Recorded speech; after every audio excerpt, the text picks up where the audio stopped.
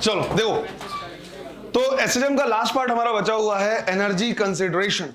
हमें इसमें क्या करना है, ये भी देखना है कि भाई एनर्जी किस टाइप से चेंज हो रहा है और किस किस फैक्टर्स पे डिपेंड कर रहा है।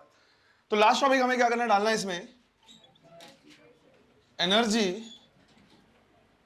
Consideration in SHM. राइट, ये हमने क्या किया है, ऑलरेडी देखा हुआ है कि जब कोई पार्टिकल एसएचएम कर रहा होता है तो यहां पे इसके पास पोटेंशियल एनर्जी मैक्सिमम होता है, फिर वो धीरे धीरे कन्वर्ट होता है काइनेटिक एनर्जी में और यहां पे काइनेटिक एनर्जी मैक्सिमम होता है। तो मतलब काइनेटिक एनर्जी और पोटेंशियल एनर्जी क्या हो रहे हैं, चेंज हो रहे हैं टाइम के साथ एज वेल एज एम्पलीट्यूड के साथ, मतलब डिस्प्लेसमेंट के साथ। तो हमें ये देखना है कि किस फैक्टर्स पे डिपेंड कर रहे हैं और टोटल एनर्जी कितनी होगी। तो बेसिकली एक एसएचएम करते हुए पार्टिकल के लिए हमें टोटल एनर्जी निकालनी है, जो दो चीजों का समेशन हो जाएगा, एक हो जाएगा पोटेंशियल एनर्जी और दूसरा काइनेटिक एनर्जी। अब हम बात कर रहे हैं किसकी, पोटेंशियल एनर्जी का। तो पोटेंशियल एनर्जी का सिंगल फंडामेंटल फॉर्मूला क्या है, du is equal to minus F dot D X. हम लिखेंगे du is equal to minus F की जगह लिखेंगे minus k x into D x, क्योंकि किसी भी एसएचएम करते हुए पार्टिकल के लिए जो फोर्स लिखते हैं वो माइनस के एक्स लिखते हैं। यहां से माइनस और माइनस क्या हो जाएगा, प्लस के बाहर आ जाएगा, राइट। और x का इंटीग्रेशन क्या हो जाएगा, x square by two, D का इंटीग्रेशन। तो बेसिकली हमारे पास फॉर्मूला आ गया हाफ के एक्स स्क्वायर। तो पोटेंशियल एनर्जी का फॉर्मूला आ रहा है half k x square. Generally हमको क्या करना है, इसी को यूज करना है। अगर डिस्प्लेसमेंट देके पोटेंशियल एनर्जी पूछेगा तो हम इसको क्या करेंगे, यूज करेंगे। बट हम थोड़ा सा और आगे जा रहे हैं, यहां पे पोटेंशियल एनर्जी मिला डिस्प्लेसमेंट का फंक्शन, क्योंकि हमें पता है मेन पोजीशन से किस पॉइंट पे है, कितने डिस्प्लेसमेंट पे है, उस पे ये डिपेंड करेगा कि पोटेंशियल एनर्जी कितनी है। पर हमें ये भी पता है कि भाई टाइम के साथ भी तो ये कंटिन्यूअसली क्या हो रहा है, चेंज हो रहा है। तो मुझे अब देखना है as a function of time. तो उसके लिए मैंने यहां पे लिखा x is equal to A sine omega T plus five, right, A sine omega T plus five, और x की वैल्यू यहां पुट कर दी। तो अगर हम x की वैल्यू क्या करें, यहां पुट कर दे, तो ये आ जाएगा potential energy is equal to half K, और x स्क्वायर करेंगे तो इसका पूरा square, k A square sine square omega T plus five. ये हमारे पास क्या आ रहा है, एक इक्वेशन आ रहा है, लेट्स से इक्वेशन नंबर 1। एक चीज ध्यान रखना है यहां पे कि अगर मैं साइन स्क्वायर ओमेगा टी की वैल्यू क्या कर दूं, हटा दूं, मतलब मैक्सिमम रख दूं, तो हाफ के स्क्वायर आ जाएगा। हाफ के ए स्क्वायर मतलब पोटेंशियल एनर्जी की मैक्सिमम वैल्यू। अभी हम क्या करेंगे, इसको चेक करेंगे। और मुझे समझ में आ रहा है कि potential energy as a function of time आ रहा है, और वो फॉलो कर रहा है किसको, साइन स्क्वायर के ग्राफ को। और साइन स्क्वायर के ग्राफ को ऑलरेडी हमने क्या किया, डिस्कस किया हुआ है। इसी तरह से नेक्स्ट हम क्या कर रहे हैं, देख रहे हैं काइनेटिक एनर्जी। तो काइनेटिक एनर्जी का जो बेसिक फॉर्मूला है वो तो क्या है, हाफ एम वी स्क्वायर ही है। जब भी काइनेटिक एनर्जी हमें निकालना होगा, हम हाफ एम वी स्क्वायर से क्या करेंगे, निकालेंगे। बट मुझे यह भी जानना है कि kinetic energy as a function of temperature, sorry time, right, as a function of time देखना है मुझे। अब अगर मुझे as a function of time देखना है तो वेलोसिटी को हम रिप्लेस करेंगे किससे, A omega cos omega T plus five. अगर मैं वेलोसिटी की वैल्यू यहां पुट कर दूं तो मेरे पास आएगा kinetic energy is equal to half M, इस पूरे का स्क्वायर होगा A square omega square cos square omega T plus five, right. अब मुझे पता चल रहा है कि जो काइनेटिक एनर्जी है वो कॉस स्क्वायर के टर्म में चेंज हो रहा है। साइन स्क्वायर का ग्राफ अगर मुझे पता है तो कॉस स्क्वायर का ग्राफ भी हम क्या कर सकते हैं, पता लगा सकते हैं। बस 90 डिग्री हमको क्या करना है, आगे बढ़ जाना है। अब यहां पे हम क्या कर रहे हैं, थोड़ा सा अलग से एक पॉइंट देख रहे हैं। पॉइंट ये है कि हमने ये सीखा हुआ है कि भाई ओमेगा इज इक्वल टू लिखते हैं under root K by M, क्योंकि टाइम पीरियड लिखते हैं 2 by under root M by K, तो वहां से under root K by M लिखा जा सकता है। अगर स्क्वायर कर दे तो omega square is equal to क्या आ जाएगा, के बाई एम, तो के इज इक्वल टू कितना आएगा, एम ओमेगा स्क्वायर। तो यहां से जो एम ओमेगा स्क्वायर है, देखो ये वाला टर्म, ये एम ओमेगा स्क्वायर, इसको रिप्लेस किया जा सकता है किससे, के से। अगर इसको के से रिप्लेस कर दे तो काइनेटिक एनर्जी आ जाएगा हाफ के A square cos square omega T plus five. यहां पे मैं देखूं तो ये मैक्सिमम वैल्यू होती है, तो काइनेटिक एनर्जी की भी मैक्सिमम वैल्यू कितनी, हाफ के स्क्वायर, राइट। और ये मुझे मिल गया equation number 2, basically kinetic energy. तो अगर मैंने पोटेंशियल एनर्जी निकाल लिया और काइनेटिक एनर्जी निकाल लिया तो मैं क्या कर सकता हूं, टोटल एनर्जी भी निकाल सकता हूं। तो टोटल एनर्जी के लिए लिखा मैंने काइनेटिक पोटेंशियल एनर्जी हाफ के ए स्क्वायर, यहां से भी हाफ के स्क्वायर कॉमन आएगा, यहां बच जाएगा क्या, sign square omega T plus five, और यहां से cos square omega T plus five, और दोनों की वैल्यू कितनी, 1। तो टोटल एनर्जी हमारे पास आ गया कितना, हाफ के ए स्क्वायर। अब जो टोटल एनर्जी आ रहा है वो टाइम वगैरह या डिस्प्लेसमेंट का फंक्शन नहीं आ रहा, मतलब टोटल एनर्जी क्या रहेगा किसी पर्टिकुलर एसएचएम के लिए, कांस्टेंट। हाँ, काइनेटिक एनर्जी इंक्रीज हो सकता है, पोटेंशियल एनर्जी डिक्रीज हो सकता है, दोनों एक दूसरे में कन्वर्ट हो सकते हैं, बट टोटल एनर्जी हमेशा क्या रहेगा, कांस्टेंट। अलग अलग एसएचएम के लिए जिनमें के और ए की वैल्यू अलग होगी, उनके लिए एनर्जी क्या होंगी, अलग अलग होंगी। बट किसी पर्टिकुलर एसएचएम के लिए टाइम या डिस्प्लेसमेंट के चेंज होने के साथ टोटल एनर्जी में कोई चेंज, और जनरली यही तो होता है। कंजर्वेशन ऑफ एनर्जी का मतलब यही है कि एक डिक्रीज, दूसरा इंक्रीज। अब यहां से एक चीज क्या करना है, समझना है कि अगर क्वेश्चन आ जाए, और इनफैक्ट क्वेश्चन आया हुआ है कि एक एसएचएम के लिए टोटल एनर्जी है 10 जूल, तो बताओ काइनेटिक एनर्जी मैक्सिमम कितना होगा और मैक्सिमम पोटेंशियल एनर्जी कितना होगा। तो आंसर क्या देंगे, दोनों की वैल्यू 10 एंड 10। बहुत कॉमन आंसर आता है जल्दी जल्दी में कि अगर 10 जूल टोटल एनर्जी है तो काइनेटिक और पोटेंशियल 5 और 5 मैक्सिमम होगा। ऐसा बिल्कुल नहीं है। अगर टोटल एनर्जी 10 जूल है तो मैक्सिमम काइनेटिक एनर्जी भी कितनी होगी, 10 जूल, और मैक्सिमम पोटेंशियल एनर्जी भी कितनी होगी, 10 जूल। हम यहां से भी देख सकते हैं टोटल एनर्जी हाफ के स्क्वायर आ रहा है, पोटेंशियल एनर्जी में अगर इसकी वैल्यू देखा जाए तो यही तो मैक्सिमम वैल्यू होगी, वो भी वही आ रहा है, और काइनेटिक एनर्जी में भी ये मैक्सिमम वैल्यू वही आ रहा है। और ऐसे भी समझ सकते हैं कि भाई टोटल एनर्जी 10 जूल है, यहां पे पोटेंशियल एनर्जी, काइनेटिक एनर्जी कितनी, 0, तो पूरी पोटेंशियल एनर्जी ही तो है टोटल एनर्जी। और अगर मिड पॉइंट पे देखा जाए तो पोटेंशियल एनर्जी को अगर 0 ले ले तो पूरी काइनेटिक एनर्जी किसके फॉर्म में, टोटल एनर्जी जो है, ऐसे। तो ये क्वेश्चन नीट में आया हुआ है। क्वेश्चन का जो लैंग्वेज था इस तरह से था कि अगर टोटल एनर्जी के नॉट है, सॉरी के नॉट नहीं, ई नॉट लिखा था, टोटल एनर्जी ई नॉट है, तो मैक्सिमम काइनेटिक एनर्जी कितनी होगी और मैक्सिमम पोटेंशियल एनर्जी कितनी होगी। आंसर होगा E naught and E naught. Clear है ये, है ना। इसको भी क्या करना है, खुद से लिख लेना।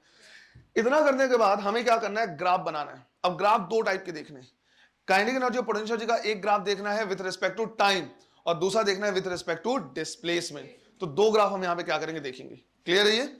तो क्या करना है, तुमको पहले ये नोट कर लेना है, और इसको नोट करने के साथ साथ वो क्वेश्चन लिख लेना है कि अगर maximum total energy E not है तो मैक्सिमम पोटेंशियल एनर्जी भी ई नॉट होगा और मैक्सिमम काइनेटिक एनर्जी भी क्या होगा, ई नॉट होगा। चलो लिखो इसे। देखो, तो हमें क्या करना है, काइनेटिक एनर्जी और पोटेंशियल एनर्जी का ग्राफ देखना है, बट दो ग्राफ देखने, एक देखना है विद रिस्पेक्ट टू टाइम और देखना है right with respect to displacement. तो दोनों को क्या कर रहे हैं, वन बाय वन देख रहे हैं। सबसे पहले हम देख रहे हैं graph with respect to time, right, with respect to time. अब दो है हमारे पास, एक है काइनेटिक एनर्जी का और एक है पोटेंशियल एनर्जी का। अब पोटेंशियल एनर्जी का जो ग्राफ है वो किसके हिसाब से चेंज हो रहा है, राइट, साइन के हिसाब से। तो पोटेंशियल एनर्जी इक्वल टू हमने लिखा है हाफ के A square sine square omega T plus 5, right, ये सिंपल ओमेगा टी लिख सकते हैं। अब हमने साइन स्क्वायर ओमेगा टी का ग्राफ ऑलरेडी क्या किया है, देखा हुआ है, राइट। ये जो ग्राफ शुरू होगा वो कहां से शुरू होगा, 0, और नेगेटिव वाली वैल्यू यहां पे अवेलेबल नहीं रहेगी। तो जो ग्राफ होगा वो इस तरह का होगा। एक चीज ध्यान रखना, जब भी हम हाथ से क्या करते हैं, ड्रॉ करते हैं, तो कभी कभी जल्दीबाजी में बस इसको ऐसे बना लेते हैं। कोई दिक्कत नहीं है, दोनों सेम ही है ना, हाथ से ड्रॉ करने में कोई दिक्कत नहीं। बट दिक्कत तब हो गई जब एक बार एग्जाम में दोनों ग्राफ दे दिया था, ऐसे भी दिया और इस तरह से भी दिया हुआ है, और बोला है इनमें से कौन सा ग्राफ ट्रू है। तब अगर इस तरह से तुमने क्या किया, ड्रॉ किया है, तब गड़बड़ हो जाएगा। इन जनरली हम क्या करते हैं, बहुत जल्दी जल्दी में साइन के ग्राफ को इस तरह से उल्टी कटोरी जैसा बना देते हैं, राइट, कटोरी रखे हुए। पर एक्चुअल में जब हम क्या करेंगे, ड्रॉ करेंगे, तो ये ग्राफ एक्चुअल में ऐसा नहीं, बल्कि जो नीचे वाला पार्ट होता है हल्का सा ऐसे मुड़ा होता है, राइट, इस तरह से। तो एक्चुअल में ग्राफ क्या होता है, इस तरह से होता है। कोई दिक्कत नहीं, जैसे भी तुम बनाना चाहो बना सकते हो, तुमको पता है कि साइन स्क्वायर का ग्राफ कैसे है। बट अगर दोनों आ जाएगा तो भी तुम्हारा कॉन्सेप्ट क्लियर होना चाहिए कि ऐसे उल्टी कटोरी जैसा नहीं, इस तरह का क्या होगा, प्रॉपर ग्राफ होगा। क्लियर है ये। इसको थोड़ा सा क्या करना है, ध्यान रहना है, यहां पे केयरफुल रहना है इसके लिए। अब देखो जरा, राइट, सिंस ये साइन का ग्राफ क्या कर रहा है, साइन स्क्वायर का फॉलो कर रहा है, 0 से क्या होगा, शुरू होगा, ये एक कंप्लीट साइकिल हो जाएगा, ये दूसरी साइकिल हो जाएगा। इसमें जो मैक्सिमम वैल्यू होगा, राइट, जो मैक्सिमम वैल्यू जाएगा कितना हो जाएगा, हाफ के ए स्क्वायर, राइट, 0 होता जाएगा, इस तरह से चेंज होता रहेगा। और इधर पे हमने लिया है क्या, टाइम। जो जो लॉजिक साइन स्क्वायर के लिए फॉलो कर सकते हैं वो सब पोटेंशियल एनर्जी के लिए भी फॉलो होगा। क्या, किसकी जो फ्रीक्वेंसी होगी वो क्या हो जाएगी, डबल। कल को बोल दिया जाए कि एसएचएम की फ्रीक्वेंसी है 5 हर्ट्ज, तो काइनेटिक एनर्जी का या पोटेंशियल एनर्जी का फ्रीक्वेंसी कितना होगा, 10 हर्ट्ज, या टाइम पीरियड क्या हो जाएगा, हाफ, या एक साइकिल में, एक पूरे साइकिल में इसका जो कन्वर्जन होगा वो कितने बार होगा, 2 बार होगा। क्लियर है ये। क्वेश्चन ऐसे पूछा मैं, इनमें से कौन सा ग्राफ किसको रिप्रेजेंट करता है, ये रिप्रेजेंट कर रहा है किसको, पोटेंशियल एनर्जी को। सेकंड हमारे पास काइनेटिक एनर्जी, तो काइनेटिक एनर्जी का ग्राफ आया हाफ के A square cos square omega T plus 5। अब अगर हम इसको क्या करें, ड्रॉ करें, तो अगेन ग्राफ ऐसे ही बनेगा, बस हमको कितना आगे बढ़ जाना है, 90 डिग्री, राइट। साइन के ही ग्राफ में अगर हम 90 डिग्री आगे बढ़ जाए तो ग्राफ किसका हो जाएगा, कॉस का। तो यहां जो हमें क्या मिलेगा, ग्राफ मिलेगा। तो एक तरफ हमने ले लिया क्या, काइनेटिक एनर्जी, और एक तरफ हमने ले लिया क्या, टाइम। यही ग्राफ यहां से शुरू होगा, तो ये ग्राफ होगा इस तरह का, राइट। ऐसे क्या होगा, ग्राफ होगा। इसमें भी जो मैक्सिमम वैल्यू यहां पे हम क्या करेंगे, लिखेंगे, वो कितना, हाफ के स्क्वायर। क्लियर। ये हमारा क्या, graph with respect to time. इसी तरह से पूछ सकता है graph with respect to displacement. तो हमने यहां पे क्या किया है, लिखा है graph with respect to x. जो एक्स क्या है, डिस्टेंस या displacement from the mean position, mean position. तो इसको ड्रॉ करने के लिए हमने क्या कर दिया, इस तरह से बनाया हुआ है, राइट। ये मान लिया हमने कि ये है माइनस ए, ये है क्या, प्लस ए, और ये हमारा क्या, मीन पोजीशन, राइट। इसी के लिए हमको क्या करना है, ग्राफ ड्रॉ करना है। अब एक चीज बताओ मुझे, जब potential energy is equal to, हमने फॉर्मूला लिखा था डिस्प्लेसमेंट के साथ, तो क्या लिखा है, half k x square. Potential energy versus x का जो ग्राफ होगा वो कैसा होगा, ग्राफ जो होगा वो होगा पैराबोला, और किसके तरफ झुका होगा, यो के तरफ। तो अगर हम क्या करें, ग्राफ ड्रॉ करें किसके लिए, पोटेंशियल एनर्जी के लिए, तो जैसे जैसे एक्स बढ़ता जाएगा वैसे वैसे ग्राफ जो बनेगा वो पैराबोला बनेगा, वो इस तरह से बनेगा। दोनों ही साइड बन सकता है, राइट। दोनों ही साइड क्या होगा, बनेगा इस तरह से। थोड़ा इसको ध्यान रखना, ये बिल्कुल क्या होगा, ऐसे कटोरी जैसा ही बनेगा, ये ऐसे मत बना लेना। क्लियर है। ये इस तरह से क्या होगा, ग्राफ होगा। ये यहां पे क्या है, मैक्सिमम पोटेंशियल एनर्जी, ये भी क्या है, मैक्सिमम पोटेंशियल एनर्जी। अगर टोटल एनर्जी की बात करें तो टोटल एनर्जी हमेशा क्या होगा, कांस्टेंट। तो जो टोटल एनर्जी होगा उसको मैंने रिप्रेजेंट कर दिया इस डॉटेड लाइन से, which is always constant and is equal to half k x square. जबकि ये जो ग्राफ हमने क्या किया, इस तरह का बनाया हुआ है, ये किसका ग्राफ है, पोटेंशियल एनर्जी का। अच्छा, जैसे जैसे पोटेंशियल एनर्जी क्या होता जाएगा, बढ़ता जाएगा, वैसे वैसे काइनेटिक एनर्जी घटता जाएगा, और जैसे जैसे पोटेंशियल एनर्जी क्या होता जाएगा, कम होता जाएगा, काइनेटिक एनर्जी बढ़ता जाएगा। अब अगर हम क्या करें, चेक करें, तो मैक्सिमम पोजीशन में पोटेंशियल एनर्जी क्या है, मैक्सिमम है। फिर जैसे जैसे नीचे आएगा काइनेटिक एनर्जी में कन्वर्जन होगा, और फिर काइनेटिक एनर्जी पोटेंशियल एनर्जी में। तो अगर इसी में मैं क्या करूं, पोटेंशियल काइनेटिक एनर्जी को बनाऊं, तो वो यहां से शुरू होगा, राइट। एक्सट्रीम पोजीशन में काइनेटिक एनर्जी कितनी, 0, और मीन पोजीशन पे क्या होगा, मैक्सिमम। तो ये ग्राफ मुझे एग्जैक्टली इसका क्या मिलेगा, मिरर इमेज जैसा मिलेगा, एग्जैक्टली उल्टा ऐसा। मैं तुमको रिक्वेस्ट ये कर रहा हूं कि प्लीज इसको ऐसे मत बनाना। सिंस मैंने हाफ और हाफ बनाया है, तो ये ऐसे और ऐसे सा दिख रहा है, ऐसे नहीं बनाना है, राइट। प्रॉपर ये इस तरह से बनेगा। क्लियर है। ये वो हाथ से ड्रॉ करने में और अलग अलग समझाने में ऐसा बन जा रहा है। तो इस तरह से क्या करेंगे, हम ऐसे बनाएंगे। और ये जो हमने बनाया हुआ है, ये बनाया है क्या, काइनेटिक एनर्जी का ग्राफ। तो ये पोटेंशियल एनर्जी और ये काइनेटिक एनर्जी, मेन पोजीशन पे ये टच कर रहा है इसको, राइट। तो मैक्सिमम काइनेटिक एनर्जी हाफ के स्क्वायर, और यहां पे ये कितना है, 0। मीन पोजीशन में पोटेंशियल एनर्जी फिलहाल कितना है, 0, और एक्सट्रीम पोजीशन पे मैक्सिमम।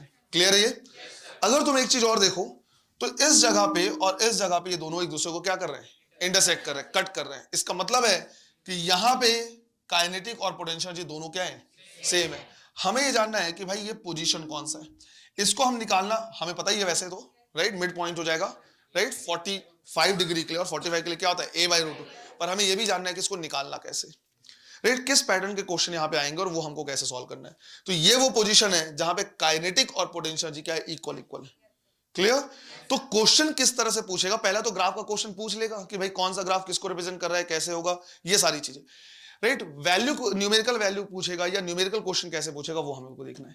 एक चीज और समझना है, जिस पैटर्न के क्वेश्चन में यहां पे सॉल्व करवा रहा, बिल्कुल एज इट इज इसी तरह के क्वेश्चन हम एलसी ऑसिलेशन में भी करेंगे, क्योंकि वहां भी एनर्जी क्या होता है, क्या बोलते हैं, इंडक्टर से कैपेसिटर और कैपेसिटर से इंडक्टर क्या करता है, ऑसिलेट करता रहता है। जो भी कॉन्सेप्ट यहां के ऑसिलेशन में फॉलो होगा वही कॉन्सेप्ट वहां पे। तो क्वेश्चन में यहां पे करा रहा, जब एलसी ऑसिलेशन पढ़ेंगे एज इट इज क्वेश्चन में वहां पे कराऊंगा, सॉल्व करने का तरीका वही रहेगा जो हम यहां पे फॉलो करने वाले हैं, राइट। तो पहले इसको नोट कर लेना, उसके बाद हम क्या कर रहे देख रहे हैं।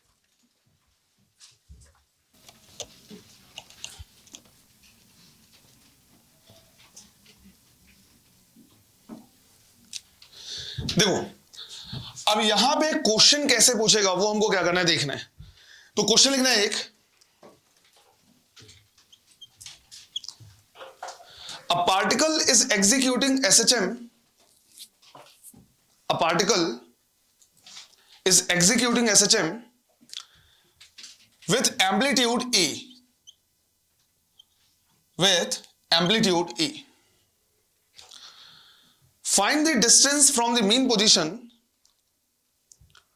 find the distance from the mean position where kinetic energy is 3/4 of total energy, where kinetic energy is 3/4 of total energy. अब समझ लो कि करने का पैटर्न क्या होगा। भले उसने क्या किया है, काइनेटिक एनर्जी के बारे में पूछा है, इस चीज को समझो, इस चीज को पकड़ोगे आराम से आ जाएगा। भले उसने किसके बारे में पूछा है, काइनेटिक एनर्जी का, बट पूछा क्या है, पोजीशन। अब जो पोजीशन है वो किसके फॉर्मूले में आता है, काइनेटिक एनर्जी या पोटेंशियल एनर्जी? तो वो आता है पोटेंशियल एनर्जी के फॉर्मूले में। तो पूछा उसने भलाई ही यहां पे क्या है, काइनेटिक एनर्जी, पर हम सॉल्व क्या करेंगे, पोटेंशियल एनर्जी, क्योंकि उसी के फॉर्मूले में एक्स आता है। बिल्कुल इसी तरह से अगर कभी क्वेश्चन दे दे कि एक पार्टिकल जो क्या कर रहा है, एसएचएम एग्जीक्यूट कर रहा है, उसके लिए मैक्सिमम वेलोसिटी है v नॉट दे दिया, और बोला है वो पोजीशन बताओ, राइट, या फिर उस पॉइंट को बताओ जहां पे जो पोटेंशियल एनर्जी है वो क्या है, 1/4 है, ऐसे करके पूछ ले। तो अगर वेलोसिटी दिया हुआ है तो भले उसने पूछा क्या है, पोटेंशियल एनर्जी, हम सॉल्व किससे करेंगे, काइनेटिक एनर्जी से क्या करेंगे, सॉल्व करेंगे। क्लियर है ये? तो अब तरीका क्या हुआ, यहां पे दो चीज, एक दिया हुआ है कि भाई एम्पलीट्यूड कितना है a, और दूसरा गिवन कंडीशन है कि काइनेटिक एनर्जी क्या होना चाहिए, 3/4। हम लिखेंगे कि अगर काइनेटिक एनर्जी 3/4 है किसका, टोटल एनर्जी का, तो इसका मतलब हुआ पोटेंशियल एनर्जी 1/4 होना चाहिए टोटल एनर्जी का। यही हो गया ना, क्योंकि दोनों को सम करके मिल जाएगा हमें कंप्लीट एनर्जी। तो ये दिया है, पर सॉल्व इससे करेंगे, और ऐसा करने का कारण x पूछा हुआ है। हम लिखेंगे पोजीशन कितना है, राइट, इसको क्या लिखेंगे, half k x square is equal to 1/4 of total energy, क्या लिखते हैं, हाफ के ए स्क्वायर। अगर यहां से देखें तो हाफ के और हाफ के क्या हो गया, cancel, x square is equal to क्या आ रहा है, ए स्क्वायर बाई 4, तो एक्स की वैल्यू आ जाएगी a/2, बट आंसर देंगे प्लस और माइनस दोनों में, क्योंकि बेटा प्लस a/2 और माइनस a/2 दोनों ही जगह पे ऐसी कंडीशन होगी। सिमिलर टाइप का क्वेश्चन पूछेगा एलसी ऑसिलेशन में, कि वहां पे जो करंट है, लेट से मैक्सिमम करंट बोल दिया I नॉट, या मैक्सिमम चार्ज बोल देगा Q नॉट। अब कैपेसिटर से इंडक्टर, इंडक्टर से कैपेसिटर, एनर्जी क्या होता है, ट्रांसफर होता है। बोलेगा वो टाइम बताओ, या फिर इसमें करंट की वैल्यू बताओ, या चार्ज की वैल्यू बताओ, जब दोनों में बराबर बराबर क्या रहेगा, एनर्जी रहेगा, या इंडक्टर में टोटल एनर्जी का 1/4 है। इसी पैटर्न का क्वेश्चन वहां पे क्या करेगा, पूछेगा। कुछ लोग बिल्कुल ऐसी शक्लें हो गई, सर क्या बातें कर रहे हो तो जब एलसी ऑसिलेशन पढ़ेंगे तो ये दोबारा आएगा, ये तुम्हारे लिए हिंट है कि इसको इंपॉर्टेंट मार्क कर लेना है, या फिर तुम अपना नोट लिख लेना कि भैया एलसी ऑसिलेशन वापस आएगा, वहां पे जो क्वेश्चन हम सॉल्व करेंगे वो इसी पैटर्न में सॉल्व करेंगे। अब अगर हमने ये कर लिया है तो हम ये निकाल सकते हैं कि भाई कौन से पोजीशन पे दोनों क्या होंगे, बराबर बराबर होंगे। तो बेसिकली ये क्वेश्चन क्या पूछना चाह रहा है कि x की वो वैल्यू बताओ जहां पे टोटल एनर्जी, सॉरी, जहां पे काइनेटिक एनर्जी किसके बराबर है, पोटेंशियल। कर सकते हो इसे? तो इसको क्या कर लेना है, नोट कर लेना है, और इसको सॉल्व कर लेना है। ऐसे क्वेश्चन बदल बदल के खूब सारा पूछ सकता है। कॉन्सेप्ट पता होना चाहिए कि अगर उसने क्या दिया कुछ भी है, पोजीशन पूछा है, तो पोटेंशियल के फॉर्म में क्या करेंगे, सॉल्व करेंगे, है ना। इसको करो और इसको सॉल्व करो।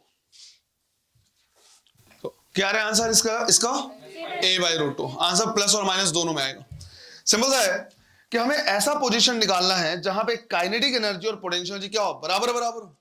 अगर उस पोजीशन पे दोनों बराबर होंगे, इसका मतलब होगा कि काइनेटिक एनर्जी भी टोटल एनर्जी का हाफ होगा और पोटेंशियल एनर्जी भी टोटल एनर्जी का हाफ होगा, तभी तो दोनों बराबर हो सकते हैं। तो हम लिखेंगे पोटेंशियल एनर्जी क्या है, हाफ ऑफ टोटल एनर्जी। इसको हम लिखेंगे हाफ के एक्स स्क्वायर, और इसे हम लिखेंगे हाफ के ए स्क्वायर। 1/2 के और 1/2 के कैंसल, तो हमें मिल रहा है x square is equal to a square by 2। तो x की वैल्यू आएगी a/√2, और ये आएगा प्लस और माइनस दोनों में। तो ये वाला जो हो जाएगा, ये हो जाएगा माइनस a/√2, और ये हो जाएगा पोजीशन कौन सा, प्लस a/√2। क्लियर है? इस जगह पे पोटेंशियल एनर्जी और काइनेटिक एनर्जी क्या होंगे, इक्वल इक्वल। और ऐसे ही पैटर्न के क्या करेगा, वो क्वेश्चन पूछ सकता है। क्लियर है ये? चलो लिख लो पूरा जल्दी से, इसको भी वो करो। कुछ छोटे छोटे पॉइंट्स क्या है इसमें बचे हुए हैं, जिसको हमको क्या करना है, क्लियर करके रखना है। किसी भी एसएचएम के लिए जो हमारा बेसिक इक्वेशन है वो है F is equal to minus k x. मैं चाहूं तो इसे लिख सकता हूं F plus k x is equal to, force को लिखा जा सकता है मास इंटू एक्सेलरेशन, और एक्सेलरेशन को लिखा जा सकता है dv by dt। Further v को चाहे तो क्या लिख सकते हैं, dx बाई dt। तो बेसिकली यहां पे अगर मैं dx बाई dt लिखूंगा तो d by dt of dx by dt मतलब क्या आ गया, डबल डिफरेंशियल का फॉर्म हो गया। तो इसको लिखा जा सकता है फिर D square x by D T square, ये हो गया डबल डिफरेंशियल का form, plus k x is equal to 0। अब इस इक्वेशन को मैं क्या कर रहा, मास से डिवाइड कर दे रहा। तो अगर मैं इसको क्या कर दूं, मास से डिवाइड कर दूं on dividing by m, right, ये क्या हो जाएगा, D square x by D T square plus K by M X is equal to 0।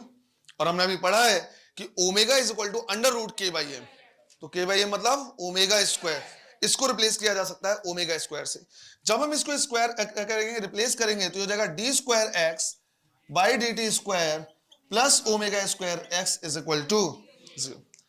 अब अगर हम क्या करें, इसको चेक करें, तो ये और कुछ नहीं, इसी को थोड़ा सा मॉडिफाई करके हमने क्या कर दिया, लिख दिया है, कुछ भी चेंज नहीं है। इक्वेशन ऑफ जो एसएचएम है, जनरल इक्वेशन ऑफ एसएचएम है, उसी को थोड़ा सा मॉडिफाई करके लिखा है, बट किसके फॉर्म में, डिफरेंशियल के फॉर्म में।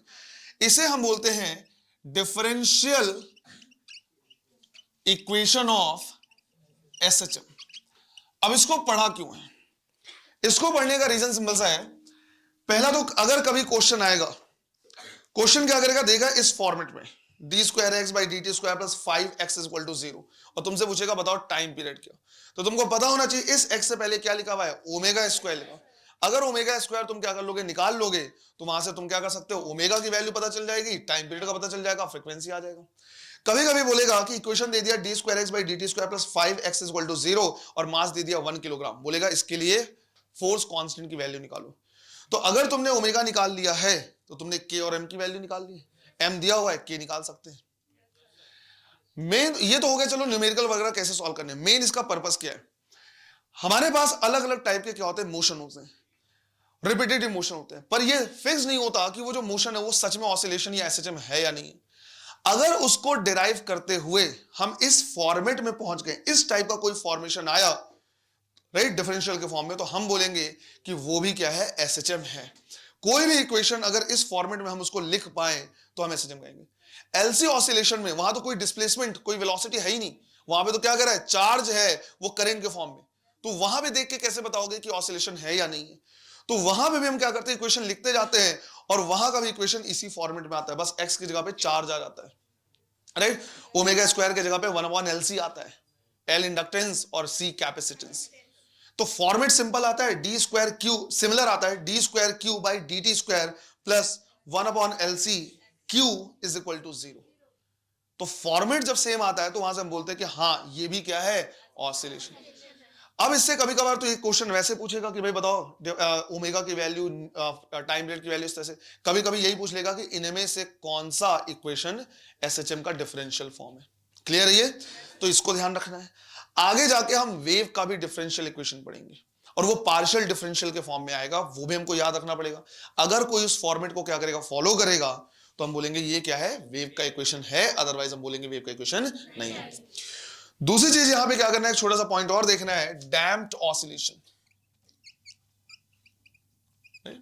हमें एक छोटा सा पॉइंट और देखना है, which is damped oscillation. Damped oscillation कहने का मतलब है अभी तक जितने भी ऑसिलेशन है हम इसमें कोई रेसिस्टिव फोर्स कंसीडर नहीं कर रहे हैं, जिसकी वजह से इसकी एनर्जी में लॉस नहीं हो रहा। पर अगर यहां पे एयर रेजिस्टेंस हो जाए या किसी भी टाइप का वो हो जाए, एनर्जी लॉस कराने वाला फोर्स, तो धीरे धीरे एनर्जी क्या होता जाएगा, कम होता जाएगा। टोटल एनर्जी अगर कम हो रही मतलब एम्पलीट्यूड कम होता जाएगा, तो एम्पलीट्यूड धीरे धीरे क्या होने लगेगा, कम होने लगेगा। इसी को बोलते हैं डैम्पिंग, राइट, इसको बोलते हैं डैम्पिंग। अगर मैं इसको सिंपल रिप्रेजेंटेशन पर्पस के लिए क्या करूं, ऐसे बनाऊं, ड्रॉ करूं, तो इसका जो एम्पलीट्यूड होगा वो इस तरह से धीरे धीरे क्या होने लगेगा, कम होने लगेगा। ऑफिसर नीचे नहीं आएगा, बस ड्रॉ मुझे नीचे करना पड़ा है, समझ में आ रहा है, धीरे धीरे से कम होने लगेगा। और अगर इसको हम ग्राफ के फॉर्मेट में बनाए, एक तरफ ले ले टाइम और एक तरफ ले ले क्या, डिस्प्लेसमेंट, तो इसका जो ग्राफ होगा वो इस तरह का होगा, धीरे धीरे क्या होगा, जीरो कम होता जाएगा। अब इसमें जो समझने वाली बात यह है कि इसका जो एम्पलीट्यूड कम हो रहा है, उसका मेन जो इक्वेशन है उसको याद रखने की जरूरत नहीं, क्योंकि तुम याद रख भी नहीं पाओगे, काफी कॉम्प्लिकेटेड है। बट एक चीज समझना है, जो एम्पलीट्यूड इसका क्या होता है, डैम्प होता है, कम होता है, वो एक्सपोनेंशियली कम होता है। और हमें भले इक्वेशन याद हो चाहे ना हो, अगर ये बता दिया गया कि जो एम्पलीट्यूड है वो एक्सपोनेंशियली कम हो रहा है, तो कुछ कॉन्सेप्ट हमको तुरंत स्ट्राइक करेंगे, क्योंकि एक्सपोनेंशियल डिके का कॉन्सेप्ट हमने क्या किया, पढ़ा हुआ है। पहला ये कि इसका एम्पलीट्यूड जीरो होने में कितना टाइम लगेगा, इनफाइनाइट, राइट। एम्पलीट्यूड जीरो होने में इनफाइनाइट। शुरू में जितना ज्यादा एम्पलीट्यूड होगा उतनी तेजी से कम होगा, फिर धीरे धीरे उसका कम होना भी कम हो जाएगा। क्वेश्चन एक बार पूछा हुआ है और अगर तुमको क्या है, सिंपल सा कहीं भी एक्सपोनेंशियल डिके का कॉन्सेप्ट पता है तो तुम इसको क्या कर सकते हो, सॉल्व कर सकते हो। क्वेश्चन ऐसे पूछा हुआ, इस फॉर्मेट में पूछा हुआ, एग्जैक्टली तो मुझे याद नहीं है कि पहले एम्पलीट्यूड क्या था, ए था, ए से ये कम होके कितना हो गया, a/10 हो गया, और ऐसा होने में इसको 3 सेकेंड लगे। तो बोला है अगले 3 सेकेंड में ये कितना हो जाएगा। तो बेटा जहां भी एक्सपोनेंशियल डिके होता है उसका यही मतलब होता है कि अगर 3 सेकेंड में वो a/10 हुआ है तो अगले में उसका भी 1/10 हो जाएगा, फिर अगले में उसका भी 1/10 हो जाएगा। इसी तरह से कम होता है, उतने टाइम में उतने ही पार्ट से वो क्या होता जाता है, कम होता जाता है। तो अगर 3 सेकंड में a से a/10 हुआ है तो अगले 3 सेकंड में इसका भी 1/10 हो जाएगा, तो कितना, a/100। फिर अगले 3 सेकंड में इसका भी, तो a/1000, और जीरो होने में कितना टाइम लगेगा, इनफाइनाइट। इस कॉन्सेप्ट को तुमने हाफ लाइफ में केमिस्ट्री में फिलहाल पढ़ लिया होगा। केमिकल काइनेटिक्स पढ़ लिया है, नहीं पढ़ा है, वहां पे क्या करोगे, पढ़ोगे, और इसी कॉन्सेप्ट को as it is radioactive decay में पढ़ेंगे। दोनों जगह पे हाफ लाइफ आता है। हाफ लाइफ क्या होता है, फिक्स्ड होता है कि भैया 50 साल है, इतने साल है, इतने दिन है, और उसका मीनिंग क्या होता है, जितने टाइम पे वो इनिशियल वैल्यू का क्या हो जाए, हाफ हो जाए। वहां भी तो एक्सपोनेंशियल डिके होता है, और इसी को हम क्या करते हैं, फॉलो करते हैं कि पहले हमारे पास एन नॉट न्यूक्लियाई थे, एक्टिव न्यूक्लियाई थे, एक हाफ लाइफ बीता, इसका क्या हो गया, हाफ हो गया। मान लो एक दिन का हाफ लाइफ था, तो एक दिन के बाद हाफ हो गया, अगले एक दिन में इसका भी हाफ हो जाएगा, अगले एक दिन में इसका भी हाफ हो जाएगा, यही तो होता है। तो तुम्हारा क्या होना चाहिए, एक्सपोनेंशियल का कॉन्सेप्ट क्लियर होना चाहिए कि जहां पे एक्सपोनेंशियल डिके होगा इसी पैटर्न को क्या करेगा, फॉलो करेगा। जितने टाइम में वो कम हुआ है उतने में उसका भी उतने ही टाइम्स कम हो जाएगा। हाफ लाइफ का मतलब होता है आधा हो जाना।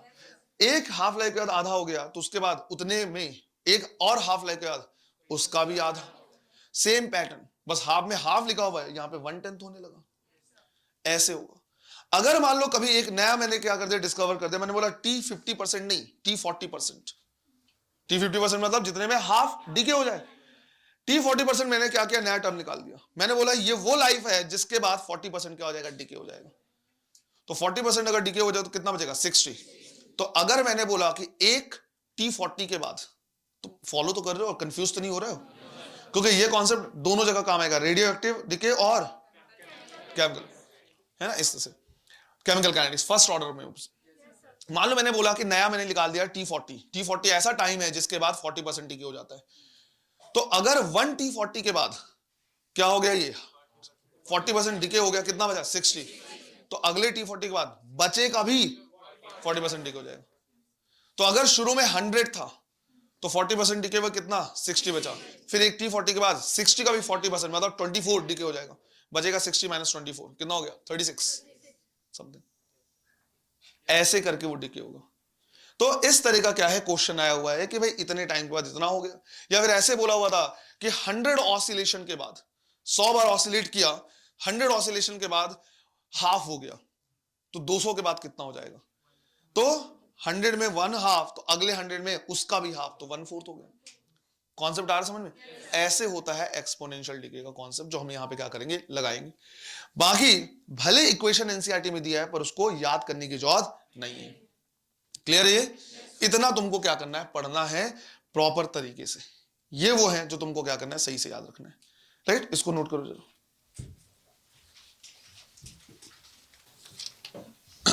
देखो, तो ये हमारे चैप्टर का क्या था, last topic, right, energy consideration और एसएचएम। एक दो क्वेश्चन हमारे पास बचा हुआ है, उसको भी हमको क्या करना है, सॉल्व करना है। क्वेश्चन लिखना है,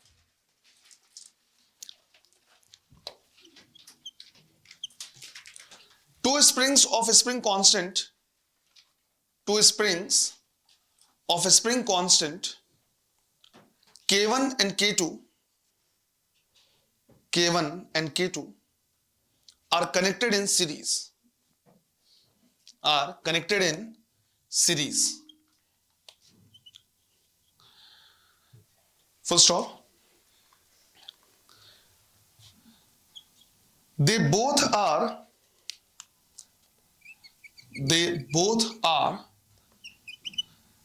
expanded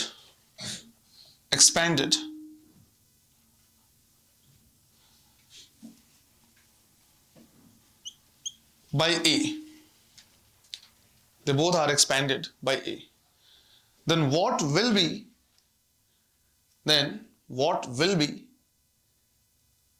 the expansion of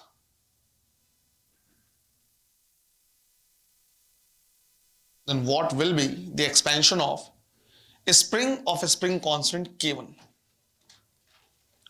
What will be the expansion of a spring constant K1? Question आया समझ में? राइट, दोनों को अटैच किया सीरीज में और दोनों को मिला के कितना खींच दिया है? ए तक खींच दिया है। तो ऑब्वियस बात है, कुछ ये खींचा होगा, कुछ ये खींचा होगा। तो तुमको बताना है कि जो K1 वाला स्प्रिंग है वो कितना अपनी जगह से क्या करेगा, खींच गया, ये कितना खींचा, बस ये।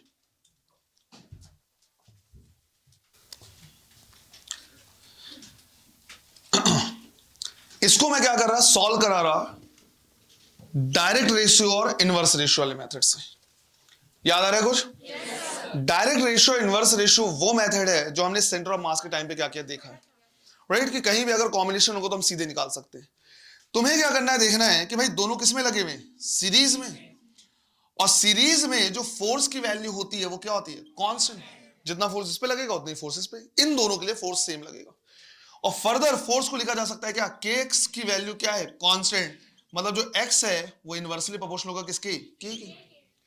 अब अगर इनवर्सली प्रोपोर्शनल है तो हम सीधा लिख सकते हैं कि भाई x1 is equal to total expansion कितना था a, और यहां पे क्या लेंगे k2 divide by k1 plus, खत्म, यही से आंसर आ जाएगा।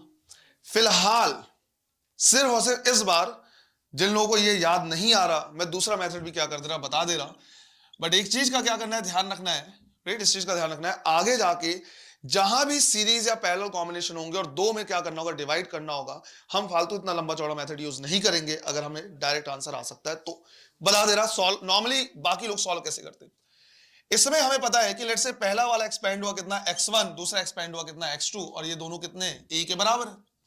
दो अननोन आ रहे हैं तो दो इक्वेशन चाहिए। दूसरा इक्वेशन आएगा कि हमें पता है दोनों में फोर्स क्या लगेगा, सेम लगेगा, तो F1 is equal to F2, और इसको लिखा जा सकता है, right, K1 x1 is equal to K2 x2, minus और माइनस क्या हो जाएगा, कैंसिल। अगर मुझे x1 निकालना है तो x2 हटाना पड़ेगा, तो x2 हटाएंगे यहां से, K1 x1 divide by K2 से, इस x2 को वैल्यू को पुट कर देंगे यहां पे, तो हम लिखेंगे x1 plus K1 x1 divide by K2 is equal to a, क्या कॉमन आएगा, x1, ब्रैकेट में क्या बचा, 1 प्लस K1 बाई K2, तो 1 plus K1 divide by K2 is equal to a, तो यहां से x1 निकाल सकते हैं, इसको अगर ऐड कर दो तो क्या हो जाएगा, K2 plus K1 divide by K2, तो ये हो जाएगा a डिवाइड बाई, ये पूरा नीचे आएगा, तो K2 by K1, K2 plus K1 divide by K2, तो K2 ऊपर चला जाएगा, ऐसे आएगा आंसर। बट मेरा कहना वही है कि अगर फालतू सीधे हम क्या कर सकते हैं, सॉल्व कर सकते हैं, डायरेक्ट लिख सकते हैं। इनफैक्ट ये तो लिखने की जरूरत नहीं, हमें पता है दोनों फोर्स कांस्टेंट है, x इनवर्सली प्रोपोर्शनल टू हो जाएगा किसके, k के। जिसका स्प्रिंग कांस्टेंट ज्यादा होगा उतने ही फोर्स के लिए उसका एक्सपेंशन क्या होगा, कम होगा। ये कहां पढ़ाया हुआ है, सेंटर ऑफ मास, राइट, पहले ही लेक्चर में जब हम सेंटर ऑफ मास पढ़े थे तो डायरेक्ट रेशियो इनवर्स रेशियो का कॉन्सेप्ट सीखा था, वही यहाँ पे यूज आ रहा है, राइट। हो सकता है शायद तुम भूल गए हो, मैं पूछना नहीं चाहता, है ना, तो इसलिए मैंने अभी बता दिया है, पर मैं दोबारा नहीं बताऊंगा। क्लियर? ठीक, थोड़ा सा स्पेस छोड़ दो, एक क्वेश्चन और लिख लो। लिखा रहा हूं तो मैं सीधे लिखा दे रहा हूं, थोड़ा सा स्पेस छोड़ दो इसके लिए, एक क्वेश्चन और लिखो। Two simple pendulum of length L and 16L, of length L and 16L starts oscillating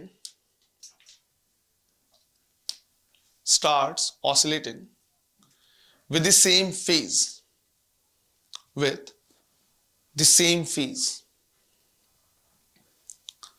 after how much oscillation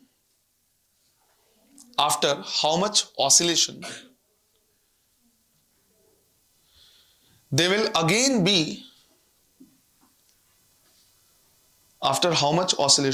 will again be, in the same phase. They will again be in the same phase. Question समझ लो पहले। Time period of simple pendulum क्या होता है? 2/√L/G। अब इसमें बोला है एक का लेंथ है L, एक का लेंथ है 16L। जिसका लेंथ ज्यादा है ऑब्वियस बात है उसका टाइम पीरियड ज्यादा होगा, धीरे धीरे जाएगा। अब हुआ ये कि दोनों को एक साथ एक सेम फेज से हमने क्या किया, वो रिलीज किया, एक यहाँ पे एक यहाँ पे। पर जैसे रिलीज करेंगे जल्दी जल्दी ऑसिलेट करेगा और ये धीरे धीरे ऑसिलेट करेगा, तो ये ऑसिलेशन ऐसे होने लगेगा। पर देयर चांस दोनों हट जाएंगे, अलग अलग हो जाएंगे, पर कोई एक चांस है कि थोड़ी देर के बाद हो सकता है फिर से सेम फेज में कहीं ना कहीं आए। तो यही चीज क्या बोला, कितने ऑसिलेशन के बाद फिर से सेम फेज में आएंगे। आंसर लिखना है, we will study this, we will study this on the chapter wave, on the chapter wave, in the topic beat, in the topic beat. अब ऐसा नहीं है कि इस क्वेश्चन का रिलेशन है बीट से, बीट याद है, बीट फ्रीक्वेंसी वगैरह निकालते हैं, बट जिस कॉन्सेप्ट से मैं क्या करता हूं, बीट समझाता हूं, उसी कॉन्सेप्ट से इस क्वेश्चन को भी हम क्या कर सकते हैं, सॉल्व कर सकते हैं बिल्कुल आसानी से। तो तुरंत क्या होगा, सिंस उसके लिए मुझे टाइम लगेगा, 15 से 20 मिनट मुझे टाइम लगेगा बीट के कॉन्सेप्ट को समझाने में, हो सकता है ज्यादा ही लगे, राइट। बेसिक कॉन्सेप्ट समझ में आने के बाद तो आराम से बन जाएगा। और अगर उतना टाइम हम वहां पे क्या करेंगे देंगे तो ये क्वेश्चन क्या होगा, तुरंत बन जाएगा। तो मोर देन वेलकम हो इस क्वेश्चन को खुद से सॉल्व करने के लिए। ऐसा नहीं कि बिल्कुल तुम लिख के बस बैठ ही गए, तुम घर जाओ आराम से खुद से सॉल्व कर लो, तुम्हारे पास होगा कोई तरीका है, जिस भी तरीके से सॉल्व करना है। बट बीट के कॉन्सेप्ट को समझने के बाद ये क्वेश्चन आसानी से बन जाता है, तो वहां पे भी हम क्या करेंगे देखेंगे। अब ये हो गया सारा सिलेबस वाली चीजें। एक टॉपिक है जो एनसीईआरटी में कहीं मेंशन नहीं है, जन्मों से मेंशन नहीं है, लेकिन 2 बार क्वेश्चन नीट में आया हुआ है। मैं क्लियर कर दे रहा, बिल्कुल बता दे रहा कि क्या सिलेबस में क्या नहीं है। तो इस चीज के लिए बिल्कुल डिपेंडेंट हो सकते हो, बिल्कुल निश्चिंत हो सकते हो कि जो भी हम पढ़ रहे हैं टोटल सिलेबस में पढ़ रहे हैं। एक आध बार क्वेश्चन आ भी गया तो भी ऐसा नहीं कि उसके बाद हाय तौबा मचाना और उसको भी पढ़ लेना, ऐसा बिल्कुल नहीं करना है। बट ये क्वेश्चन 2 बार आ चुका है, तो 2 बार आया है इसलिए मैं इसको थोड़ा सा डिस्कस कर दे रहा। हालांकि इस बार सोचा था मैंने इसको स्किप करने के लिए, पर मैं बता दे रहा लाइटली क्या करना है, तुमको समझ लेना, समझ में आया तो ठीक है, नहीं समझ में आया तो कोई दिक्कत वाली बात नहीं, एनसीईआरटी मेंशन नहीं है, चांसेस है कि आगे ना आए। टॉपिक है लिसाजूस फिगर। अब इसके क्वेश्चन का पैटर्न क्या होगा ये हमको क्या करना है, समझना है, और साथ साथ ये भी ध्यान रखना है इसको कॉम्प्रिहेंड करना थोड़ा सा मुश्किल है, राइट। इमेजिन करने में दिक्कत जाएगी, तो हम इसको 2 तरीके समझेंगे। पहला एक वीडियो देखेंगे जिसमें हमको थोड़ा सा इमेजिन करने में, क्योंकि वहां पे ऑसिलोस्कोप है। ऑसिलोस्कोप कहने का मतलब है एक डिवाइस है जो क्या कर सकता है, 2 चीजों को सुपर इम्पोज करा के दिखा सकता है वहां से। और दूसरा फिर मैथ्स के तरीके समझेंगे। मैथ्स इसको क्या कराएगा, हमको विजुअलाइज करा देगा। मैथ्स का काम ही यही है, बहुत आसान कर देता है चीजों को। तो पहले उससे समझेंगे, फिर मैथ्स के तरीके समझेंगे, ये चीजें हमको क्या आएंगी, समझ में आ जाएंगी। क्लियर है ये? तो वापस से मैं किसी को बोलूंगा प्लीज इसको कनेक्ट करो, राइट। और पुखराज इसको थोड़ा सा साइड करके उधर भी कर लेना। चलो, लिसाजूस पैटर्न, राइट। और ये भी ध्यान रखना है कि एनसीईआरटी में नहीं, तो बताता जा रहा साथ साथ अपने हिसाब से क्या कर लेना, पढ़ लेना, तुमको कैसे पढ़ना है, इंपॉर्टेंस देना है नहीं देना है, बट नीट में क्वेश्चन 1-2 बार पूछा हुआ है। सबसे पहले देखना है कि कैसे आइडेंटिफाई करेंगे कि क्वेश्चन जो है वो इसका है, राइट। कैसे पता चलेगा कि यार जो क्वेश्चन आया वो आउट ऑफ सिलेबस आ चुका है, किस टाइप से। तो पहले क्वेश्चन का जो लैंग्वेज होगा इस तरह से होगा कि अब हमारे पास एक नहीं बल्कि 2 एसएचएम है, और दोनों एसएचएम जो है एक दूसरे के परपेंडिकुलर है। मतलब अगर हम ये माने कि भाई एक एसएचएम चल रहा है किसमें, एक्स एक्सिस में, तो दूसरा चल रहा है किसमें, वाई में, ऐसे। अब दोनों एसएचएम में फेज डिफरेंस हो सकता है, 2 एसएचएम में डिफरेंस बोलेंगे। अब बोला हुआ है कि हमने क्या किया है, एक पार्टिकल को 2 एसएचएम में क्या कर दिया, डाल दिया, राइट। वो बेचारा क्या कर रहा है, 2 घर है, जो एक ऐसे चल रहा है एक ऐसे चल रहा है, उसको फॉलो करना है, दोनों के हिसाब से उसको क्या करना है, चलना है, ऑसिलेट करना है, दोनों को फॉलो करते हुए। तो 2 एसएचएम है, दोनों एक दूसरे के क्या है, परपेंडिकुलर है, एक ऐसे वाइब्रेशन हो रहा है, दूसरे इस तरह से वाइब्रेशन हो रहा है, और इसमें अलग अलग फेज डिफरेंस हो सकता है। पहला बोला है कि दोनों के बीच का फेज डिफरेंस है क्या, 0। मतलब ये हुआ कि समझो ये एक्स एक्सिस है, ये वाई एक्सिस है, और 0 फेज डिफरेंस है, मतलब t = 0 पे मान लिया दोनों कहां है, मीन पोजीशन में। जैसे ही एसएचएम शुरू होगा, एक इधर जाएगा और दूसरा इधर जाएगा, ऐसे। अगर मैं इनकी फ्रीक्वेंसी और एम्पलीट्यूड सेम मान लूं, तो दोनों सेम डिस्टेंस तक जाएंगे और सेम टाइम में जाएंगे, बिल्कुल, राइट। और 0 फेज डिफरेंस थे, तो यहां से शुरू हुए, एक इधर गया दूसरा इधर गया, फिर वापस आएंगे, फिर माइनस की तरफ जाएंगे, वो हाथ टकराएगा, इसलिए सिर्फ इधर का ही लेके चलो, राइट। इस तरह से एसएचएम होगा, राइट। अब एक नालायक हो तुम लोग मुझे पता हो क्यों हंस रही है, वो हाथ ऐसे से हुआ है इसलिए। देखो राइट, मेरा कहना था कि जब मैं वापस अगर इसको माइनस और इसको माइनस की तरफ लेके जाऊं, राइट, तो ये इस तरह से हुआ और इस तरह से क्या आ रहा है, वापस आ रहा है। तो हम कहेंगे हैं दोनों कैसे एक दूसरे के परपेंडिकुलर और साथ ही साथ, राइट, दोनों के बीच में फेज डिफरेंस कितना है, 0, और इस तरह से ऑसिलेशन हो रहा है। अब मैंने बोला एक पार्टिकल को दोनों को फॉलो कर, तो होगा ऐसे कि इमेजिन करो कि मैं पार्टिकल को ऐसे बांधू और ऐसे करूं, तो बेचारा इस तरह से जाएगा, राइट, यहां से, और जब ये वापस आएगा तो ये वापस इस तरह से आएगा। तो क्वेश्चन बोलेगा कि उस पार्टिकल का पाथ कैसा होगा। इसमें तो हम इमेजिन कर पा रहे हैं पाथ कैसा, स्ट्रेट लाइन, ऐसे वो क्या करेगा, ऑसिलेट करेगा, क्योंकि दोनों को फॉलो करना है। बट मैं अगर ये बोलूं कि अब दोनों के बीच का फेज डिफरेंस है 90 डिग्री, दोनों है परपेंडिकुलर और फेज डिफरेंस कितना है, 90 डिग्री। इसको कंफ्यूज नहीं होना कि परपेंडिकुलर और फेज डिफरेंस 90 डिग्री, दोनों का मीनिंग अलग अलग है। एसएचएम एक दूसरे के परपेंडिकुलर है, फेज डिफरेंस 0, मतलब एक साथ यहां से शुरू हो रहे हैं, ऐसे हो रहे हैं। अब अगर मैं 90 डिग्री का फेज डिफरेंस बोलूंगा तो एक यहां है, दूसरा यहां पे, और अब इस तरह से ऑसिलेट होगा, राइट, अपोजिट डायरेक्शन में भी होगा, पर ऑब्वियसली बातें बना नहीं सकते, राइट, इस तरह से जब ये यहां आएगा तो यहां पहुंच जाएगा, जब यहां आएगा तो इस तरह से अपोजिट में होगा। अब अगर मैं बोलूं कि एक पार्टिकल को इसको क्या करना है, फॉलो करना है, तो अब इमेजिन करना थोड़ा सा क्या होगा, मुश्किल होगा। इसमें भी अगर मैं ये बोल दूं कि दोनों का एम्पलीट्यूड अलग अलग है, मतलब एक यहां तक जा रहा है, दूसरा यहां तक जा रहा है, राइट, अब तो मैं जल्दी से वो भी नहीं कर पाऊं, तो इमेजिन करना मुश्किल होगा। इसी में अगर मैं बोल दूं 180 डिग्री, 180 डिग्री कहने का मतलब है, राइट, एक प्लस में जा रहा है पर दूसरा माइनस में जा रहा है, ऐसे इस तरह से, अब वो इधर से ऑसिलेट करेगा, तो जो स्लोप था वो क्या हो जाएगा, चेंज हो जाएगा। और अगर मैं 180 डिग्री के अलावा कोई और एंगल बोल दूं, 270 बोल दूं, 120 140 कर दूं, तो इसको इमेजिन करने में क्या होगा, मुश्किल होगा। तो 0 डिग्री के लिए, 180 के लिए, 90 के लिए, 270 के लिए, तो हम मैथ से भी क्या कर सकते हैं, निकाल सकते हैं। मैथ्स हमारी चीजों को क्या कर देगा, आसान कर देगा। बट बाकी के लिए पैटर्न कैसा होगा वो हम समझने की कोशिश कर रहे हैं, और उसके लिए हमने क्या किया, एक वीडियो लगाया हुआ है, यूट्यूब में डाला हुआ है, राइट। यहां जो डिवाइस हम क्या कर रहे हैं, देख रहे हैं, ये ऑसिलोस्कोप है। ऑसिलोस्कोप कहने का मतलब हुआ कि इसमें हम 2 इनपुट डाल सकते हैं। तो 2 एसएचएम है, 2 इनपुट हम क्या कर रहे हैं, इंसर्ट कर रहे हैं, एक एक्स के लिए होगा और दूसरा वाई के लिए होगा। अब इसमें अलग अलग टाइप से हम क्या कर सकते हैं, सेट कर सकते हैं चीजें, फ्रीक्वेंसी सेट कर सकते हैं। यहां पे इन्होंने 2 फ्रीक्वेंसी क्या की, सेट की है, एक 1 हर्ट्ज की और फिर 1000 हर्ट्ज की। 1 हर्ट्ज कहने का मतलब है ये आराम से ऐसे वो ऑसिलेट करेगा, और 1000 मतलब बहुत तेजी से। जब ये आराम से ऑसिलेट करेगा तो इसका जो रिजल्टेंट एम्पलीट्यूड होगा, जो रिजल्टेंट पार्टिकल जैसा दिखेगा, वो तुमको मूव करता हुआ दिखेगा। पर जब 1000 हो जाएगा तो ये बहुत तेजी से मूव करेगा और तुमको मूव करता हुआ नहीं दिखेगा। जैसे जब फैन बहुत तेजी से चलता है तो डिस्क जैसा दिखने लगता है, तो जब एक पॉइंट बहुत तेजी से मूव करेगा तो लाइन जैसा दिखने लगेगा। वही पैटर्न हम क्या कर रहे हैं, इसमें ऑब्जर्व कर रहे हैं, क्योंकि इसमें हम क्या कर सकते हैं, आराम से देख सकते हैं, समझ में आ जाएगा। उसके बाद हम उसी को क्या कर लेंगे, डिराइव करके देख लेंगे, और 2-4 चीजें बस उसको याद रखना है, उससे ज्यादा हमको कुछ परेशान होने की जरूरत नहीं। क्लियर है ये, है ना। तो उसको हम क्या करें, देख रहे हैं, मैं साथ साथ में समझाता चलूंगा क्या हो रहा है, कैसे हो रहा है। ये शायद लॉक, हाँ, फोन हैंग हो गया बेटा तुम्हारा।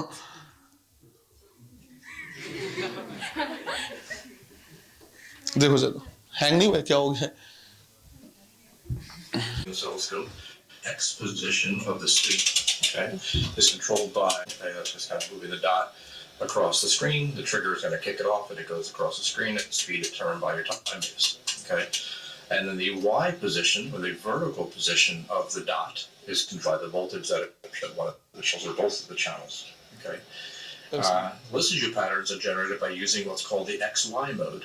XY mode is where we still have the vertical position controlled by one of the input channels, but now the X position is also controlled by one of the channels. So, इन्होंने अभी तक जो बोला वो ये बोल रहे हैं कि अगर हमें लिसासुस पैटर्न चाहिए तो एक्स और वाई मोड दोनों चाहिए।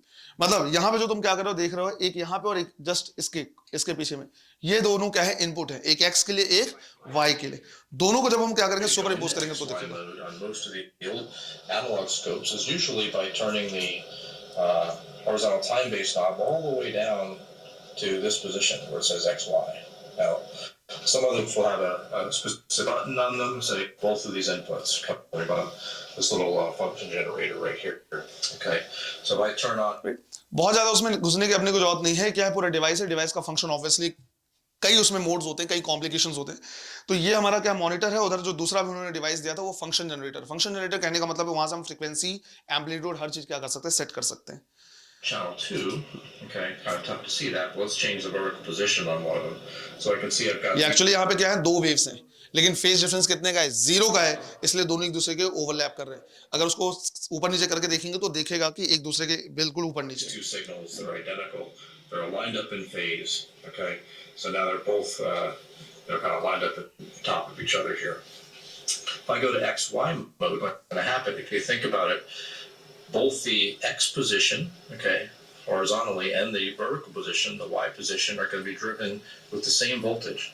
So in a sense, if you take a dot starting in the middle, if the X input drives it to go in this direction, the Y input's driving to go in that direction, and create essentially a diagonal movement of that dot. तो इनका कहना वही है कि अगर एक x में जा रहा है दूसरा y में जा रहा है तो उनका जो वो होगा रिजल्टेंट होगा वो डायगोनली मूव करेगा।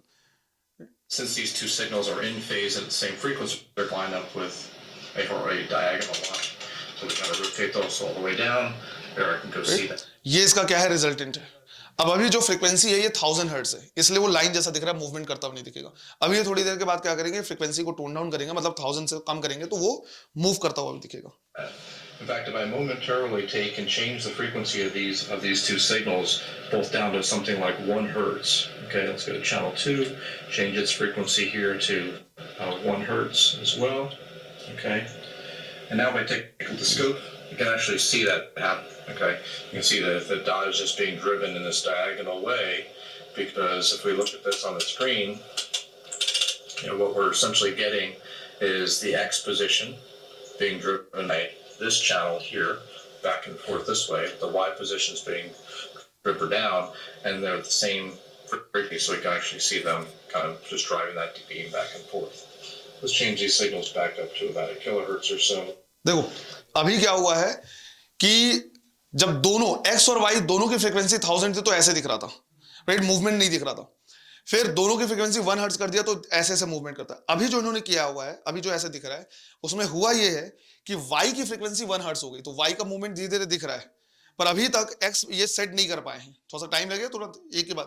तो x का भी 1000 हर्ट्ज है, तो x का मूवमेंट नहीं दिख रहा, तो ऐसा लग रहा है जैसे लाइन है, राइट। अभी दोनों सेट कर देंगे तो बिल्कुल उस तरह से दिखने लगेगा। So now I changed one of them to 1 kilohertz. So in this case, I changed channel 1, which is going into here, the X position, is now 1 kilohertz. Okay, moving back 4,000 times a second, but the Y position is being driven by just that same 1 hertz signal, so that's why it's just going in that direction. If I change that's now also to 1 kilohertz, okay, and align the phase, now I'm back to where we started. Okay, so now, तो अभी यहाँ पे क्या है, दोनों का दोनों 1 kilo hertz मतलब 1000 हर्ट्ज में सेट हो गया और दोनों क्या है फेज है। अब ये धीरे धीरे फेज डिफरेंस क्रिएट करेंगे 0 से 10, 10 से 20 ऐसे। we take these signals, let's consider what happens if we adjust the phase between them. Okay, so if I set the phase of this guy to say 180 degrees, 180 degrees out of phase is the inverse of the signal. So now I've got one right? अब दोनों में phase difference कितना है, 180 का, exactly opposite है दोनों, going up and down like this, the other going down and up like that. So in a sense, if you think about the XY mode, all it's going to do is change the angle of that diagonal line. Okay. है ना, तो 180 अगर हो जाएगा तो वही जो slope पहले पॉजिटिव था कैसा होगा, नेगेटिव। अभी भी स्ट्रेट लाइन होगा पर अपोजिट, जो अभी हम थोड़ी देर पहले क्या करते समझने की कोशिश कर रहे थे। Okay. Going in the opposite direction, because the X is being driven in this direction, the Y is being driven down instead of up. Okay, so now where things get interesting is we can actually use this to say, hey, I know two signals are identical, but they're 180 degrees out of phase. When they were in phase, okay, if I dial a 0 back in, it's 0. Look that. So now what's halfway between those? That would be 90 degrees. So if we dial a 90 degree phase shift in here, I get a circle. 90 degree में जो है वो कैसा है, circle है। Okay, and again, if we knock the frequency down here to something like 1 hertz again, let's go to channel 1, and let's go to the frequency of channel 2, and make that 1 hertz also. Okay, you can actually see. अब समझ में आया, अभी भी 180 का ही phase difference था, पहले frequency ज्यादा थी तो मूवमेंट नहीं दिख रहा था, ऐसा लगता जैसे रिंग है। अब फ्रीक्वेंसी को कम कर दिया है तो ये मूवमेंट हमें देखने को मिल रहा है। Let me align the phases. You can actually see we're just traveling around in a circle. Okay, this is kind of a slow motion version of what we were looking at. We go back to 1 kilohertz of that guy, and let's go back to 1 kilohertz of this guy. Okay, and align the phase again. Okay, so now we're back to where we are. So actually, we're just tracing around that circle really, really fast. Okay, and Again, if we go and play with the phase of this, I'll move in 10 degrees center. So that's a 90-degree phase shift. 80 degree Okay, 70, 60, 50, 40, 30, etc. down to 0 degrees. And now समझ में आया ये? Right जैसे जैसे वो phase difference क्या करते जा रहे हैं, कम करते जा रहे हैं, तो 80 है तो वो कैसा इलिप्टिकल बन गया, और इलिप्टिकल बनते बनते बनते बनते जीरो में कितना हो गया, फिर से स्ट्रेट लाइन हो गया इस तरह से, line back up again.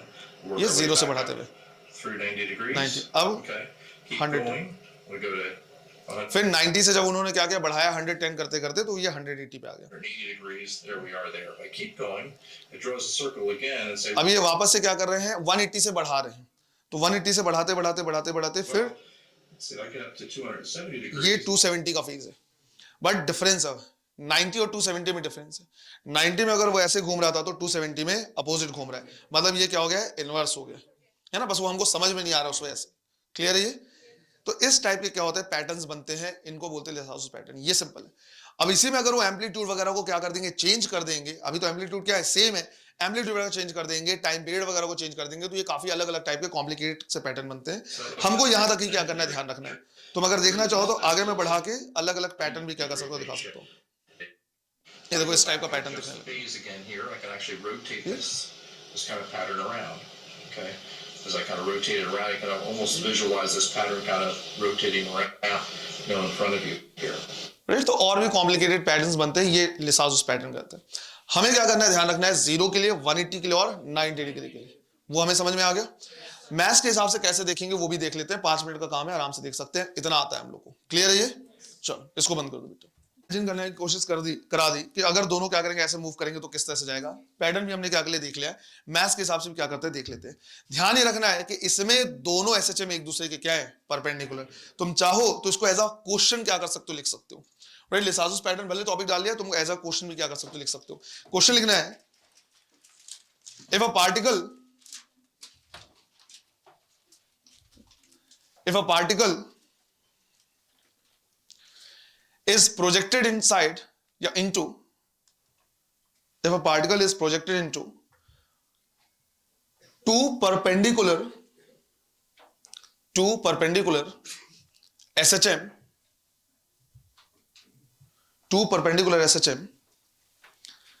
then what will be its pattern,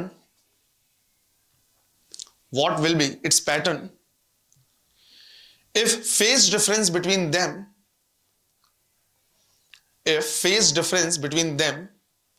right, पहला, right, 3 क्वेश्चन है, पहला 0 डिग्री, सेकंड 90 डिग्री और थर्ड 180 डिग्री। क्लियर है ये? तो तीनों को हम क्या कर रहे हैं, सॉल्व करके भी देख ले रहे हैं। पहला लेट से हमने बोला कि y है, राइट, x और y में देख सकते हैं, एक x और दूसरा y।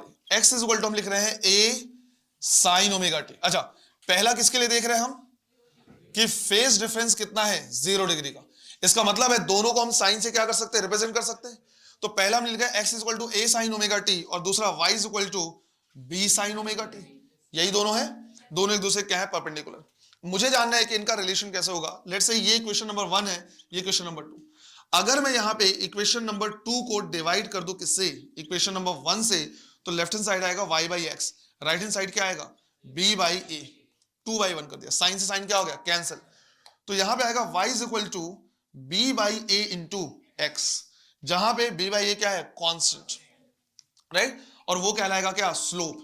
तो स्लोप कहला जाएगा क्या, b बाई ए, और इनका जो इक्वेशन आ रहा है यार है क्या, इक्वेशन ऑफ स्ट्रेट लाइन। ऐसा भी हो सकता है कि अगर इन दोनों का एम्पलीट्यूड क्या है, सेम है, तो ये हो जाएगा 1 और यही कितने पे रहेगा, 45 पे, राइट, ये कितने पे रहेगा, स्लोप 45 पे। आराम से बना सकते हैं। तो यहां पे जब हम क्या करेंगे, इसको ड्रॉ करेंगे, तो लेट्स से हमने क्या किया, इस तरह से ड्रॉ कर लिया है कि भाई ये क्या है, हमारा x है और ये क्या है, y है। तो जो पैटर्न हमको मिलेगा वो इस तरह से मिलेगा, स्ट्रेट लाइन, राइट। तो हमें यहां पे मिलने वाला है सीधा सा पैटर्न स्ट्रेट लाइन का। इसमें भी कंडीशन है कि भाई इसका स्लोप क्या होगा, कितना होगा, b और a पे डिपेंड करेगा। इतना याद रख लेना, बहुत है। सेकंड है फिर हमारे पास फेज डिफरेंस कितने का, 90 डिग्री का। इसका मतलब अगर एक को हमने किस में लिखा है, साइन में, तो दूसरे को लिखना पड़ेगा कॉस में, तभी 90 डिग्री फेज डिफरेंस है। तो लेट्स से इसको हमने लिख लिया x is equal to a sin omega t, और दूसरे को लिखना पड़ेगा b cos ओमेगा टी। मुझे x और y के बीच का रिलेशन देखना है, तो एक जगह साइन है, दूसरी जगह cos। हटाने का तरीका है स्क्वायर करके ऐड कर दो। इसको मैंने लिख लिया x by a is equal to sine omega t, equation number 1। इसको लिख लिया y बाई b is equal to cos omega t, equation number 2। दोनों को स्क्वायर करके जोड़ दिया मैंने। On squaring and adding equation number 1 and 2, दोनों का ऐड करें तो यह आ जाएगा बेटा x square by a square plus y square by b square is equal to 1। किसका इक्वेशन आ रहा है? एलिप्स का, राइट। ये आ रहा है क्या हमारे पास? Equation of ellipse. तो यहां पे जो हमारे पास क्या होगा, बनेगा इस तरह से लिसाजुस पैटर्न जो बनेगा, राइट, वो बनेगा कैसा? एलिप्टिकल, राइट, वो बन जाएगा एलिप्टिकल। थोड़ा सा ध्यान देना, इसको मैंने गलती से सर्कुलर बना दिया, थोड़ा सा बड़ा करके एलिप्टिकल हम क्या करेंगे, पैटर्न बना लेंगे। अब हमें यह भी ध्यान रखना है कि अगर दोनों का मैग्नीट्यूड बराबर हुआ, यहां पे जो हम ले रहे थे वो दोनों का एम्पलीट्यूड क्या लेते हैं? सेम ले रहे थे।